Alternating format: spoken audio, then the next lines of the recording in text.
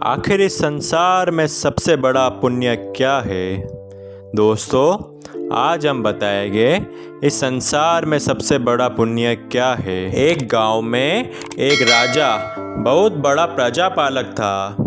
हमेशा प्रजा के हित में प्रयत्नशील रहता था। वह इतना कर्मठ था कि अपना सुख ऐशो आराम सब छोड़कर सारा समय जन कल्याण में ही लगा देता था। यहाँ तक कि जो मोक्ष का साधन है अर्थात भगवत भजन, उसके लिए भी वह समय नहीं निकाल पाता था। एक दिन एक सुबह राजा वन की तरफ भ्रमण करने के लिए जा रहे थे कि उसे एक देव के दर्शन हुए। राजा ने देव को प्रणाम करते हुए उनका अभिनंदन किया और देव के हाथों में एक लंबी चौड़ी पुस्तक देखकर उनसे पूछा, महाराज, आपके हाथ में ये क्या है?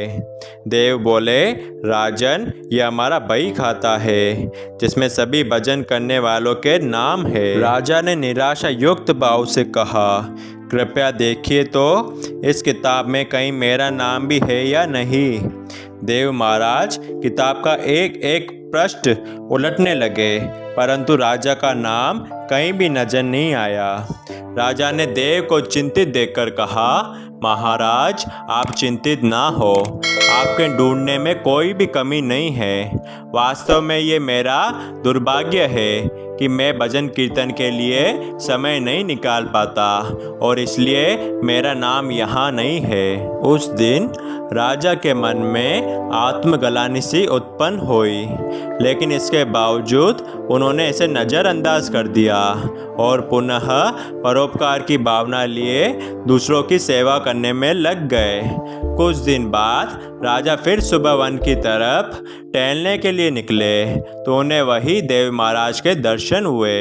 इस बार भी उनके हाथ में एक पुस्तक थी। इस पुस्तक के रंग और आकार में बहुत भेद था और यह पहली वाली से काफ़ी छोटी भी थी। राजा ने फिर उन्हें प्रणाम करते हुए पूछा, महाराज, आज कौन सा बही खाता आपने हाथों में लिया हुआ है? देव ने कहा, राजन, आज के बही खाते में उन लोगों का नाम लिखा है जो ईश्वर को सबसे अधिक प्रिय है। राजा ने कहा, कितने भाग्यशाली होंगे वे लोग। निश्चित ही वे दिन रात भगवत भजन में लीन रहते होंगे।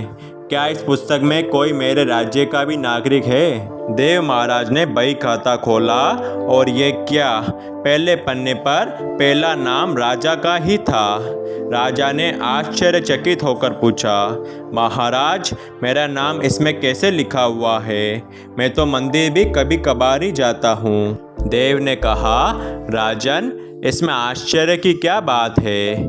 जो लोग निष्काम होकर संसार की सेवा करते हैं, जो लोग संसार के उपकार में अपना जीवन अर्पण करते हैं और जो लोग मुक्ति का लोभ भी त्याग कर प्रभु के निर्बल संतानों की सेवा सहायता में अपना योगदान देते हैं, उन त्यागी महापुरुषों का भजन स्वयं ईश्वर करता है। ए राजन, तू मत पछता कि तू पूजा पाठ नहीं करता, लोगों की सेवा कर। तू असल में भगवान की ही पूजा करता है।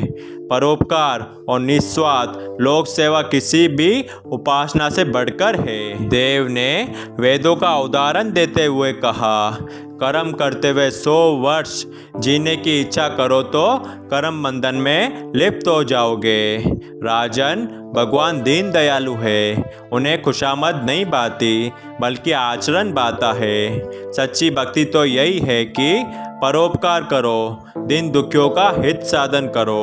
अनाथ, विधवा, किसान व निर्धन आज अत्याचारियों से सताए जाते हैं। इनकी यथाशक्ति सहायता और सेवा करो और यही परम भक्ति है।